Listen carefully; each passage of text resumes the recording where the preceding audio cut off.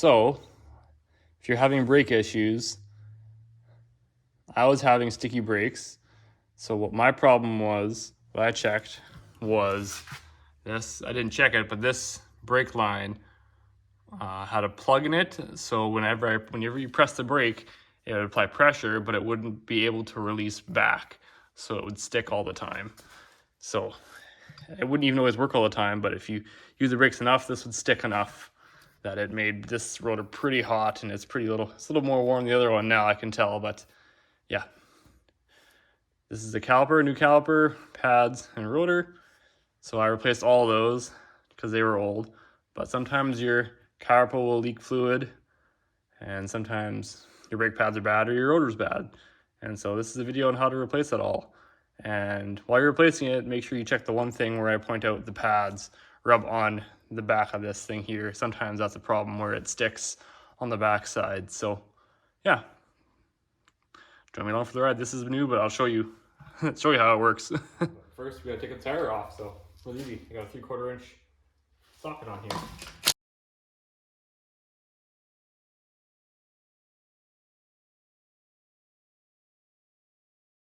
Now to take the calipers off, you're gonna need to, let me see here. Now the key back here, 2 bolts, 2, and then you got your brake line in there. So I'll grab the parts and we'll just show you what we're doing.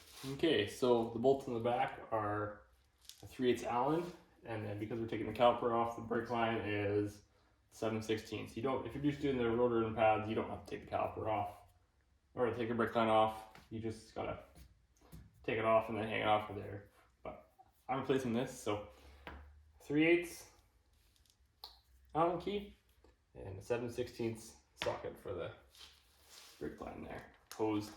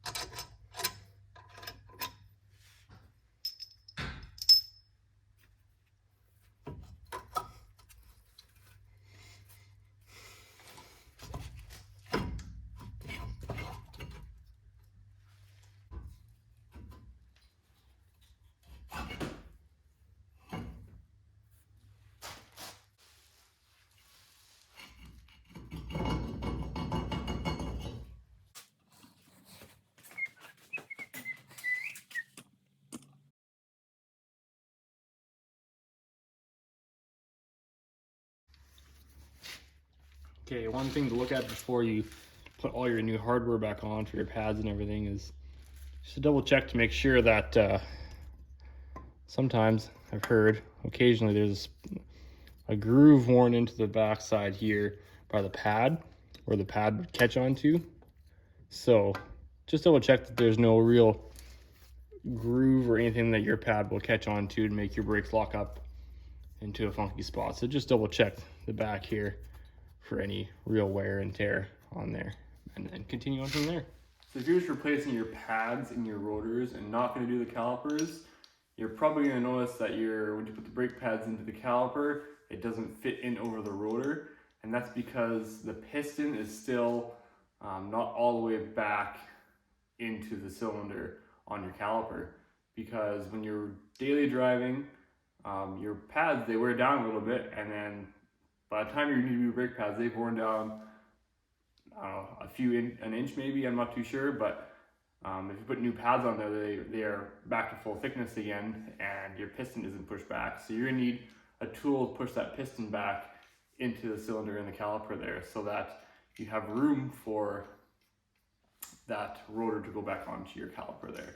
So you're gonna need a tool like this. You'll basically just set it inside on the one side of the caliper where the piston isn't, and this just rotates and pushes the piston back into place. And by doing this, you're also going to have your filler cap for your brake fluid open, so you don't pressurize the system and wreck something. It's just a precaution, I guess. So yeah, you will need one of these if you're just doing your rotors and brake pads. This tool will help you quite a bit. Some vehicles need it where you twist the rotor or the piston while you're pushing it in, but I believe the Dodge trucks just need to be pushed back in there. But again, vehicle specific, search up your own vehicle for that and what you need for that. So yeah, let's continue on.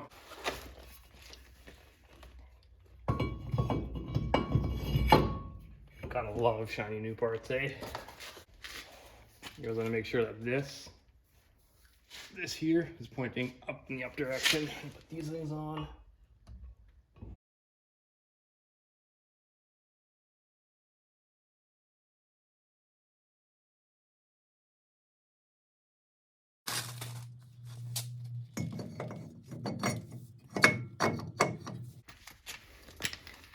These here are really easy to put on.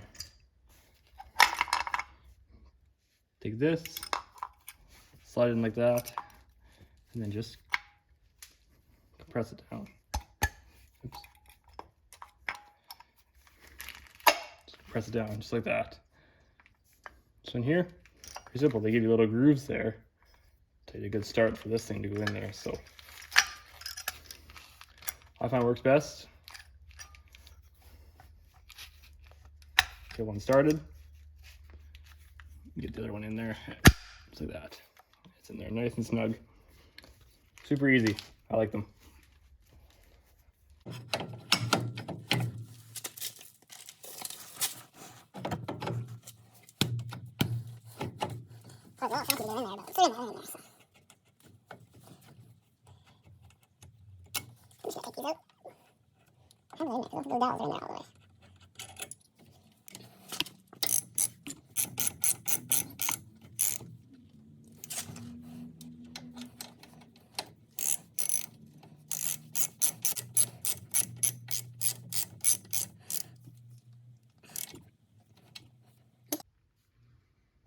Okay, to bleed the brakes now, you're gonna have to loosen this thing off here.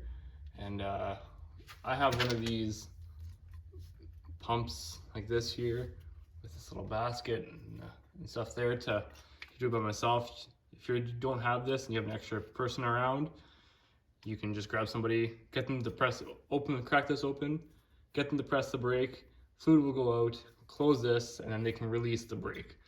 So yeah, they can open this up, they press the brake, you close this, and then you can tell them to release, and they release. So open, press, hold, close, release. But with a pump like this, it's really easy, and make sure brake fluid never gets past this thing into the pump here. Brake fluid is very corrosive and will wreck your pump. I've done it before. So, and always make sure you fill your reservoir as well. That's always a good thing to start off with. Just fill the reservoir up on top. And always make sure that stays full. So I just have it on top of there.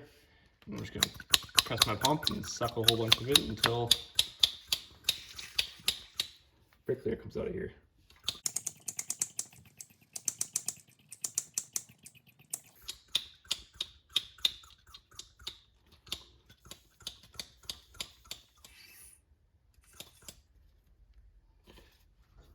Okay, so before that you were seeing me try to bleed the brakes there.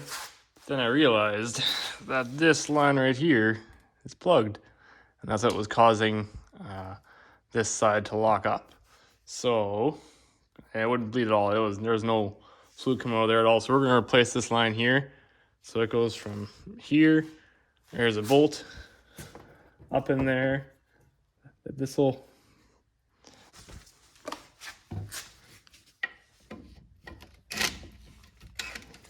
all these bolts are 1/2 inch.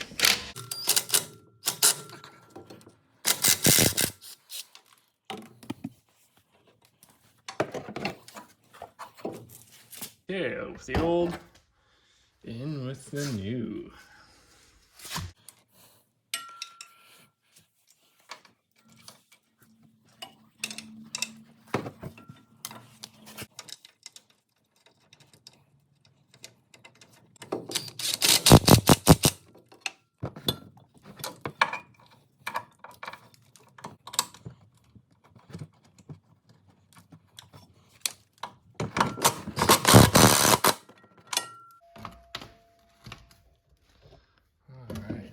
So there you have it. It just bolts right there, a little pin that has a hole there that clips into there. There's your brake line that you just thread back into there, and this thing also bolts right to here, so I will do that as well.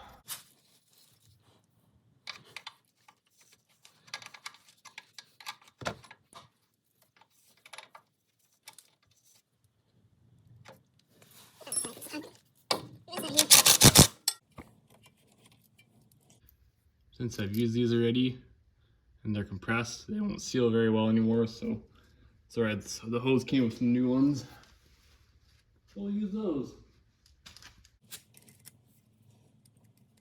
Copper in each side, one on this side, one on that side.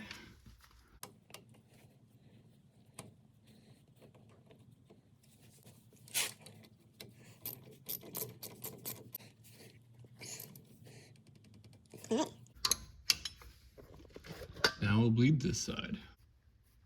3/8 barely fits in there. So I found 10mm works a little better for this.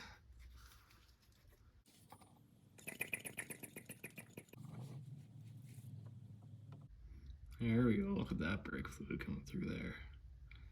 It's better. My hose is not perfectly straight, but you want to bleed it out till there is no air coming out of here into here. Well, now you can see brake fluid just flowing out of there, hey? But I just want to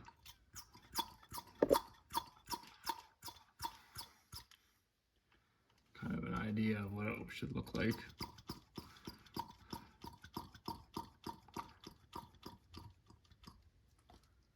Yeah, and no air bubbles, just straight brake fluid.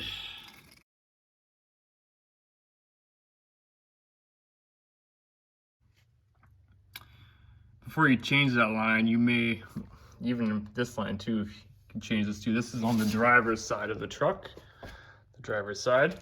I changed the passenger side hose right here. But before I even bought a new one, I actually disconnected, I disconnected this here on the driver's side. This goes all the way down into the passenger side over there, where it connects to the passenger one, like this, that goes to here. So I disconnected it here and on the other side, and I just put my air compressor and I blew a little air through here to the other side and made sure that it wasn't plugged in here before I bought and replaced the other side. Generally they're not. They'll probably be these ones here that break on you, that go to here. But yeah, check that out first. That might be your issue too.